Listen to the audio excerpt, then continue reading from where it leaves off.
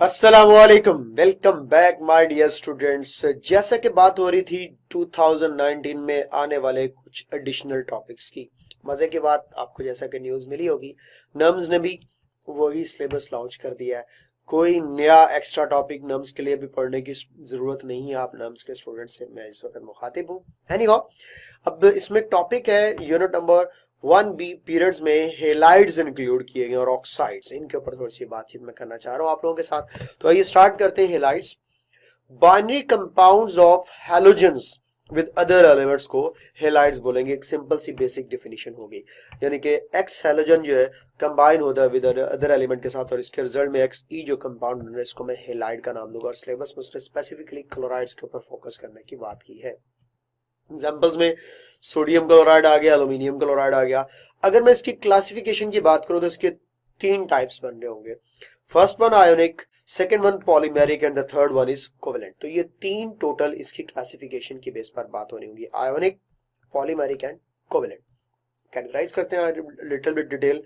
Ionic halides किसे कहते हैं? सिंपल सी डेफिनेशन देखिए मैंने यहाँ पे, बड़ा देखिए, एक चीज होती है लर्निंग, एक चीज होती है कॉन्सेप्ट, एक चीज होती है ट्रिक। तीनों चीजें स्टेज बाय स्टेज चल के ही आप लोगों को वो बेस्ट स्टूडेंट बनाती है जो क्लिक करता है एंट्रेंस के अंदर और बेस्ट परफॉर्म करता है। अगर मैं इसको डिफाइन करूं एक आयनिक हेलाइड को, तो halide in which halogen form ionic bond with other elements, इसको आयनिक हेलाइड कहेंगे। इसमें ज्यादातर क्या देखा जाता है, वही पुराना रूल के डिफरेंस ऑफ इलेक्ट्रोनेगेटिविटी जो है वो ग्रेटर देन 1.7 हो तो हमें पता है कि हम उसको ज्यादातर आयोनिक बॉन्ड के अंदर इंक्लूड करते हैं। हम लोग केमिकल बॉन्डिंग में पढ़ चुके हैं फिजिकल केमिस्ट्री में। प्रॉपर्टीज की बात करते हैं तो ये क्रिस्टलाइन कंपाउंड्स होते हैं और थ्री डायमेंशनल क्रिस्टल लैटिस की फॉर्म में एग्जिस्ट करते हैं। इनके high melting and the boiling points होते हैं और मेल्टिंग एंड बॉइलिंग पॉइंट्स या लेटेस्ट एनर्जी डिक्रीज करती है इन द फॉलोइंग ऑर्डर। जैसा कि फ्लोराइड की आपको पता है सबसे ज्यादा चार्ज डेंसिटी होती है और इसी तरह इलेक्ट्रोनेगेटिविटी का डिफरेंस भी सबसे ज्यादा फ्लोराइड के अंदर होता है।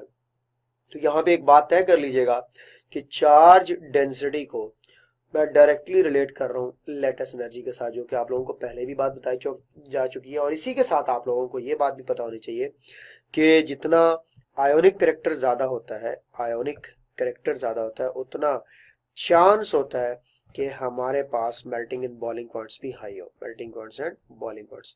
और मेल्टिंग एंड बॉइलिंग पॉइंट्स को लेटेस्ट एनर्जी भी इफेक्ट कर रही होती है। अब देखिए, स्मॉल साइज होने पर नो डाउट इलेक्ट्रोनेगेटिविटी ज्यादा होगी, डिफरेंस ऑफ इलेक्ट्रोनेगेटिविटी भी ज्यादा बनेगा। अगर मैं इसको सोडियम के साथ कनेक्ट करता हूँ तो if I am particularly talking about sodium fluoride and then sodium chloride and then sodium bromide and then sodium iodide, so I will see a maximum melting and boiling point in case of sodium fluoride। and similarly हमारे पास आप ये देखें cation यहाँ पे क्या है, same. यहाँ पे एनाइन मैंने डिफरेंट किया, यानी कि हैलोजेंस डिफरेंट अटैच किए। अगर मैं लिथियम फ्लोराइड यहाँ पे ले आता हूँ तो उसके अंदर सबसे ज्यादा चार्ज डेंसिटी होगी, सबसे ज्यादा लेटेस्ट एनर्जी होगी और मैक्सिमम मेल्टिंग एंड बॉइलिंग को शो करेगा। Of course fluorides have highest lattice energy due to their small size. अब यहाँ पे आप लोगों को एक और मजे की बात बताता चला जाऊं कि जितनी लेटेस्ट एनर्जी ज्यादा होती है उतनी सॉलिबिलिटी का चांस जो है वो कम हो जाता है। तो ये भी एक बड़ा इंपॉर्टेंट यहाँ पे रूल है जो आप लोग ध्यान में रखेंगे। जनरल सा रूल है, एक्सेप्शंस बेटा एग्जिस्ट करती है केमिस्ट्री में हर जगह पे। लेटेस्ट एनर्जी का सॉलिबिलिटी के साथ इनवर्स रिलेशनशिप है। एक कैटाइन और एनाइन के दरमियान अगर स्ट्रॉन्ग फोर्स ऑफ अट्रैक्शन है तो आप उसको जब डिटैच करोगे तो उसके लिए ज्यादा एनर्जी रिक्वायर्ड होगी और उस ज्यादा एनर्जी की रिक्वायरमेंट की वजह से वो इतनी जल्दी क्विकली वाटर में आयोनाइज नहीं होगा और जो जितना क्विकली आयोनाइज नहीं होगा इसका मतलब उतना लेस सॉल्युबल कंसीडर किया जाएगा। एग्जांपल्स के ऊपर बात करते हैं। इलेक्ट्रोपॉजिटिव एलिमेंट्स और मेटल्स फॉर्म आयोनिक हेलाइड्स, ठीक है। ग्रुप 1A और ग्रुप 2A के ज्यादातर आयनिक होते हैं और group 1A elements pure ionic compounds बनाते हैं क्योंकि इनके अंदर आपको पता है प्योर मेटल्स होती हैं और इनके अंदर मैक्सिमम इलेक्ट्रोनेगेटिविटी का डिफरेंस देखा जाता है। ये आगे जनाब आप लोगों के सामने एक टेबल, इसके अंदर आपको sodium chloride, magnesium chloride, aluminium chloride, silicon, phosphorus, sulphur तकरीबन सब के सब मिल रहे होंगे। तो अगर मैं आप लोगों से ही कहता हूँ सोडियम क्लोराइड का मेल्टिंग पॉइंट आपको हाईएस्ट मिल रहा होगा क्योंकि जैसे ही आप मैग्नीशियम के केस में जाते हो और साथ में अगर हम लोग in case of aluminium chloride में जाकर देखें तो देखिए हमारे पास ये प्योरली आयोनिक, ये पार्शली आयोनिक और ये मेरे पास और जो है वो पार्शली आयोनिक कैरेक्टर शो कर रहा होगा। डिफरेंस ऑफ इलेक्ट्रोनेगेटिविटी की बेस पर हम कह सकते हैं कि जितना इलेक्ट्रोनेगेटिविटी का डिफरेंस ज्यादा होगा उतनी ही यहाँ पे melting points and boiling points ज्यादा होंगे, क्योंकि यहाँ पे हमारे पास आयोनिक करेक्टर ज्यादा होगा। तो electronegativity difference basically directly proportional होता है आयोनिक करेक्टर के। इसका मतलब है यहाँ पे एक ट्रेंड बना देना चाहिए कि जब आप left to the right move कर रहे हो along the period, left to the right, तो मुझे क्या कह देना चाहिए? Left to the right, left to the right electronegativity तो तुम लोगों को पता है कि इंक्रीज होती है, बट याद रख लीजिएगा, ये आप लोगों ने पहले भी पढ़ा होगा, डिफरेंस ऑफ इलेक्ट्रोनेगेटिविटी डिक्रीज होता है। सो अगर मैं आप लोगों के सामने यहाँ पर बात करता हूँ लिथियम क्लोराइड की, ठीक है, इसी तरह बेरिलियम क्लोराइड की, इसी तरह बोरॉन ट्राई क्लोराइड की बात करते हैं, इसी तरह मैं यहाँ पे बात करता हूँ सोडियम क्लोराइड की, यहाँ पे मैं बात करता हूँ मैग्नीशियम क्लोराइड की, यहाँ पे बात करता हूँ एल्यूमिनियम क्लोराइड की। तो क्या तय करें? ये हमारे पास sodium, magnesium, aluminium, silicon, phosphorus, sulphur, ये टॉप, बेसिकली हम लोग लेफ्ट टू द राइट एक ग्रुप में जा रहे हैं। तो हमें क्या देखने को मिलेगा? हमें एक सिंपल सा कॉन्सेप्ट यहाँ पे देखने को मिलेगा कि मैक्सिमम आयनिक होगा, क्योंकि यहाँ पे मैक्सिमम इलेक्ट्रोनेगेटिविटी डिफरेंस होगा, और जैसे ही मैं left to the right move कर रहा हूँ मेरे पास इलेक्ट्रोनेगेटिविटी का डिफरेंस भी डिक्रीज होता चला जाएगा और साथ में आयनिक करेक्टर भी डिक्रीज होता चला जाएगा। तो ये हमारे पास नेक्स्ट आगे लेस आयनिक होते चले जाएंगे, जैसा कि आप यहाँ पे देख सकते हैं इस वक्त फॉस्फोरस, सल्फर वगैरह के पास जाके आपको कोवेलेंट करेक्टर देखने को मिल रहा है। तो अगर मैं अलोंग द पीरियड मूव करता हूँ तो मुझे ये बात समझ में आ गई कि लेफ्ट टू द राइट जाते हुए इलेक्ट्रोनेगेटिविटी डिफरेंस कम होगा तो आयनिक करेक्टर कम होगा और ऑफ कोर्स कोवेलेंट करेक्टर ज्यादा होगा। ये तो हो गया हमारे पास अलोंग द ग्रुप जाते, अलोंग द पीरियड जाते हुए बात। अब अलोंग द ग्रुप आते हैं, lithium chloride, sodium chloride, potassium chloride, rubidium chloride और सीजियम क्लोराइड की बात करें। ये बात आप लोगों को अब समझ जानी चाहिए कि ऊपर आप लोगों को इस वक्त अगर देखें तो इलेक्ट्रोनेगेटिविटी, अगर लिथियम की बात करते हैं, मैं अब यहाँ पे ग्रुप में जाने के लिए आप लोगों को यहाँ पे एक साइड पे अलग से सेपरेट एग्जांपल बता देता हूँ ताकि आप लोगों के ये माइंड के अंदर ये कॉन्सेप्ट भी क्लियर हो। अब मैं आ रहा हूँ आप लोगों के पास एक ग्रुप के तमाम हेलाइड्स लेते हुए, ठीक है। तो यहां से स्टार्ट करते हैं। I must add another slide here. It would be much more beneficial for you people. Okay. तो लिथियम क्लोराइड की बात करते हैं, सोडियम क्लोराइड की बात करते हैं, पोटेशियम क्लोराइड की बात करते हैं, रुबिडियम क्लोराइड की बात करते हैं और सीजियम क्लोराइड की बात करते हैं। अगर तो आप मुझसे आयोनिक कैरेक्टर की बेस पर बात करोगे तो मैं अब आपको बता देता हूँ कि लिथियम की यहाँ पे जो इलेक्ट्रोनेगेटिविटी है वो 1.1 है और सीजियम की इलेक्ट्रोनेगेटिविटी 0.7 है। तो अगर आप लोग यहाँ पे क्लोरीन की इलेक्ट्रोनेगेटिविटी वही 3 या 3.1 कंसिडर करते हो तो यहाँ पे अगर मैं इनके इलेक्ट्रोनेगेटिविटी के डिफरेंस की बेस पर बात करता हूँ, ये मेरे पास अप्रोक्सीमेटली 1 हो जाती है और इसी तरह ये 0.9 के करीब, ये 0.8 के करीब और ये आगे फिर 0.7 के करीब चली जाती है। इसी सीक्वेंस को अगर मैं मेंटेन करूं तो यहाँ पे मेरे पास जो डिफरेंस बन रहा है वो 2 का बन रहा है। यहाँ पे अगर मैं डिफरेंस फाइंड आउट करता हूँ तो मेरे पास ये 1.9 का डिफरेंस आ रहा है।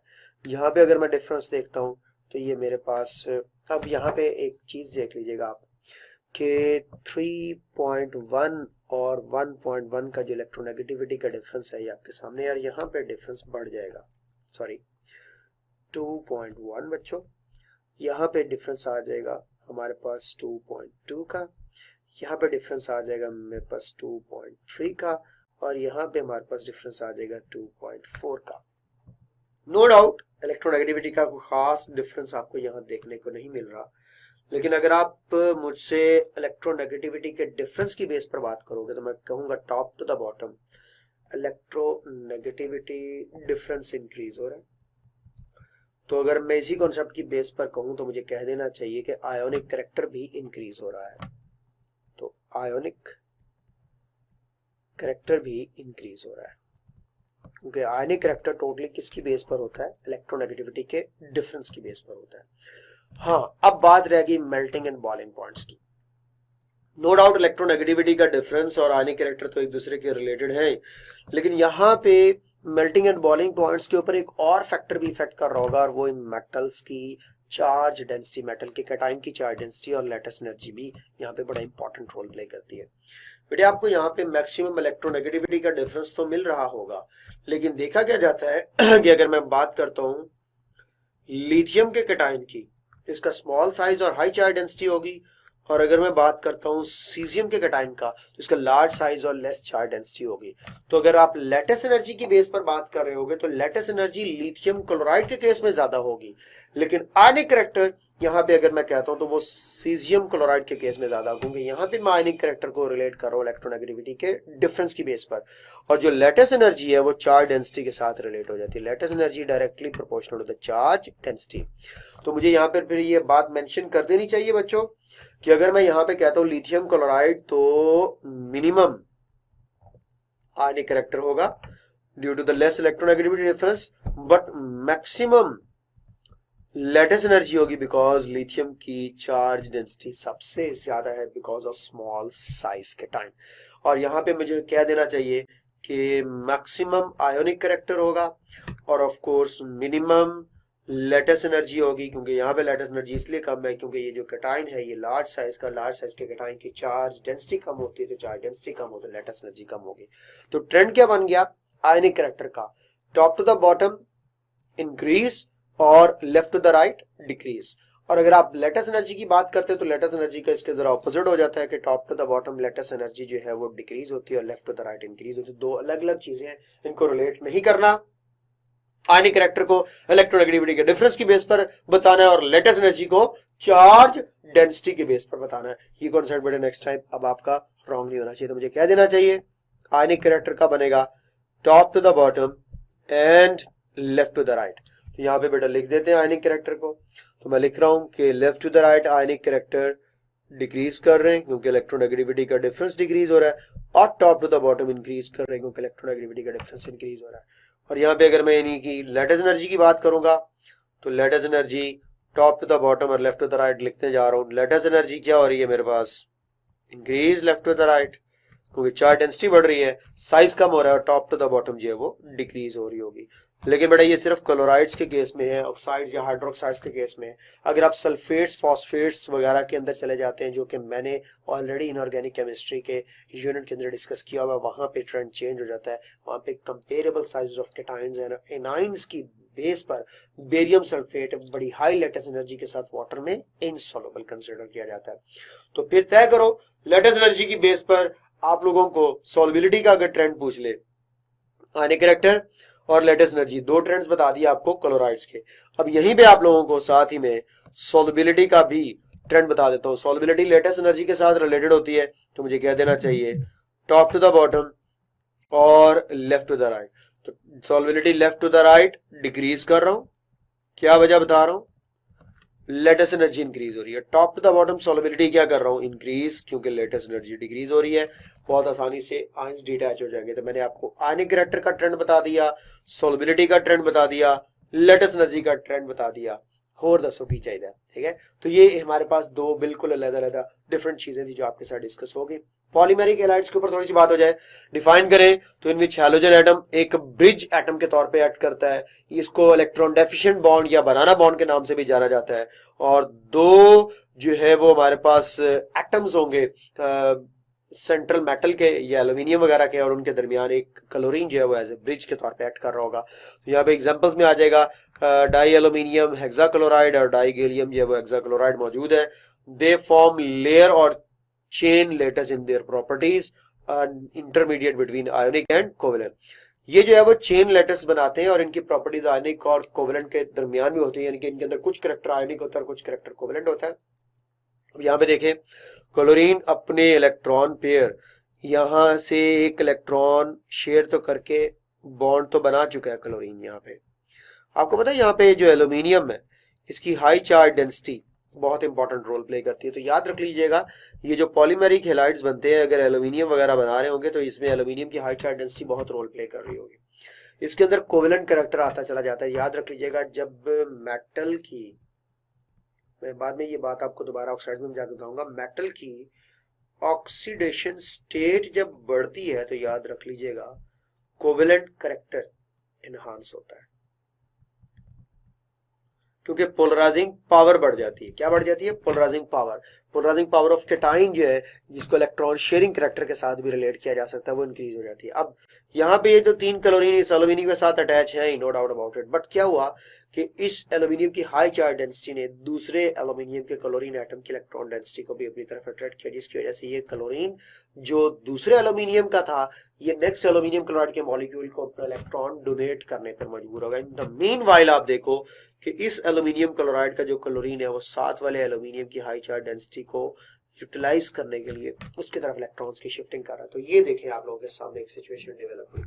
इसकी बेस पर हम लोग कह रहे हैं कि ये जो क्लोरीन एटम है यहाँ पे एज ए ब्रिज एटम के तौर पे एक्ट कर रहा है। इस तरह के बॉन्ड को हम लोग ब्रिज बॉन्ड या बैक बॉन्ड या बनाना बॉन्ड का नाम भी दिया जा सकता है। ब्रिज बॉन्ड, इसको बैक बॉन्ड भी कहते हैं और बनाना बॉन्ड भी कहा जाता है। बैक बॉन्ड और बनाना बॉन्ड सिर्फ ये इलेक्ट्रॉन डेंसिटी की शेप की बेस पर, ठीक है जी। तो bridge bond, back bond and banana bond. आप बनाना को कहीं वो दूसरे वाला बनाना, जो फ्रूट वाला बनाना, वो ना समझ लीजिएगा। ये बनाना बॉन्ड सिर्फ और सिर्फ इलेक्ट्रॉन डेंसिटी की शेप की बेस पर बोला जा रहा है। एग्जांपल्स में आ जाएगा less electropositive elements from polymeric halides like beryllium, gallium, aluminium वगैरह। बेरिलियम भी ये हरकतें करती है बेटे। बेरिलियम की भी आपको पता है चार्ज डेंसिटी ज्यादा होती है। फॉर एग्जांपल ये बेरिलियम का क्लोराइड मौजूद है, तो मेरे पास एक और भी Cl2 अगर आता है तो ये देखिएगा ये क्या करेगा, ये क्लोरीन एटम जो है इस बेरिलियम के साथ इंटरेक्शन स्टार्ट कर देंगे। तो इस तरह से नेक्स्ट आगे ये चेन स्टार्ट होती चली जाती है। तो इस तरह हम लोग कह सकते हैं कि एक हैलोजन एटम जो है ये एज ए ब्रिज एक्ट कर रहा है दो एटम्स के अंदर। तो ये था पॉलीमेरिक हैलाइड। नेक्स्ट इलेक्ट्रो ये एमसीक्यू में आ सकता है कि किस टाइप के एलिमेंट्स जो है वो इंटरमीडिएट या पॉलीमेरिक हैलाइड्स बनाते हैं। तो आप लोगों को पता होना चाहिए कि ये ज्यादातर लेस इलेक्ट्रोपॉजिटिव एलिमेंट्स होते हैं, कोवेलेंट हैलाइड्स की तरफ आते हैं। हैलाइड्स इन विच हैलोजन फॉर्म कोवेलेंट बॉन्ड, ये कॉन्सेप्ट में क्लियर कर चुका हूँ। ये ज्यादातर सेमी मेटल्स या नॉन मेटल्स के साथ होगा, लाइक सिलिकॉन, सल्फर, फास्फोरस वगैरह के साथ। इनमें इलेक्ट्रॉन नेगेटिविटी का जो डिफरेंस होगा वो लेस देन 1.7 होगा। तो इसके हवाले से हमें इनको जो है इंक्लूड करना पड़ता है कोवेलेंट के अंदर। इनके melting and boiling point slow होंगे क्योंकि इनके अंदर weak van der Waals forces होती है, और क्योंकि ये मॉलिक्यूलर फॉर्म में एग्जिस्ट करते हैं, ये जायंट क्रिस्टल लेटर्स के फॉर्म में एग्जिस्ट नहीं करते। और they are gases, liquids and low melting point solids. और मैं यहाँ पे कह देता हूँ कि ये एग्जिस्ट करते हैं, exist as small size independent molecules, molecular solids की फॉर्म में। तो ये स्मॉल साइज मॉलिक्यूलर सॉलिड्स की फॉर्म में जो है वो एग्जिस्ट करते हैं। They are gases, liquids and low melting point solids. Covalent iodides की highest melting and boiling points होंगे, क्योंकि आपको पता है कि आयोडाइड्स लार्ज साइज और पोलराइजेबिलिटी के होते हैं। फॉर एग्जांपल मैं आपसे कहता हूँ कि एक तरफ PCl3 आयनिक के लिए हम लोग ने इलेक्ट्रोनेगेटिविटी का डिफरेंस देखा था, कोवेलेंट के लिए हम लोग साइज और पोलराइजेबिलिटी देखेंगे। ये बात अब आपने भूलनी नहीं है। वहां पे मेरे पास जो ऑर्डर बना था मेल्टिंग एंड बॉइलिंग पॉइंट्स का, वो फ्लोराइड, क्लोराइड, ब्रोमाइड और आयोडाइड थे। यहाँ पे ऑर्डर देखो iodide, bromide, chloride and fluoride है, यानी कि ये ऑर्डर बना हुआ है greater polarisability and strong van der Waals forces के हवाले से, और ये कोवेलेंट की बेस पर जो है वो बात हो रही है। तो मुझे यहाँ पे कह देना चाहिए कि अगर मैं आप लोगों के सामने बनाता हूँ मुख्तलिफ किस्म, लाइक मैं फास्फोरस का आयोडाइड बनाता हूँ Pi, मैं फास्फोरस का ब्रोमाइड बनाता हूँ PBr3, मैं फास्फोरस का क्लोराइड बनाता हूँ PCl3 और फास्फोरस का फ्लोराइड बनाता हूँ PF3, तो मुझे सबसे ज्यादा melting and boiling points iodide के देखने को मिलेंगे, क्योंकि आयोडीन के लार्ज साइज और पोलराइजेबिलिटी की बेस पर इसमें स्ट्रॉन्गर इंटरमॉलिक्यूलर फोर्सेस होंगी, जिसकी बेस पर ये सबसे ज्यादा melting and boiling point show करेगा। एग्जांपल्स में आ गया इलेक्ट्रोनेगेटिविटी जो है वो ज्यादा होनी चाहिए, और नॉन मेटल्स होती हैं जो कोवेलेंट हैलाइड्स बनाते हैं।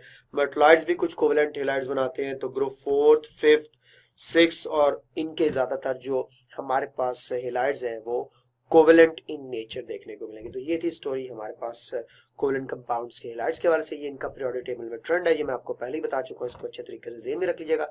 नेक्स्ट वीडियो में आप लोगों के पास ऑक्सीडेशन स्टेट का भी मैं आपको रोल बता चुका हूँ कि क्या होगा। बाकी बातें जो है वो ऑक्साइड्स के हवाले से नेक्स्ट वीडियो के अंदर लेकर के जा रहा हूँ। इसके अंदर मजीद कुछ बातें हैं वो भी नेक्स्ट वीडियो का पार्ट बनाता हूँ। बाय।